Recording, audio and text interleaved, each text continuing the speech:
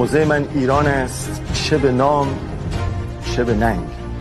منم امروز اینجا موضع ایرانه، مدافع جمهوری اسلامی نیستم. جمهوری اسلامی به نسبت تهدیدهایی که تو منطقه بوده در 40 سال گذشته و 8 سال جنگی که باهاش شده و اون توپای 155 میلیمتری فرانسوی که بعد از 2 سال به صدام رسید، ظرف 1 ساعت شلیک 10,000 سرباز ایرانی رو به تاریخ، به گواه تاریخ، به خاک و خون کشید. اون کسی که مسئولیت اقتدار ملی ایران رو به عهده گرفته، اون روزا یادش نرفته آقای بشیرداش. به خاطر همینه که محکم نیستن و ایران رو هر چقدر بتونن از لحاظ نظامی قدرتمندتر میکنن.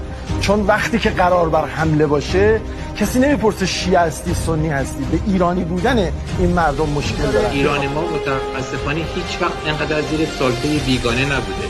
من فکر میکنم بیشتر یه شوخی بود این که شما گفتید. کشوری که 300,000 تا کشته میده، شهید میده برای اینکه از سرزمینش دفاع بکنه، مستقل استقلالش رو ثابت کرده. در ضمن اون شاه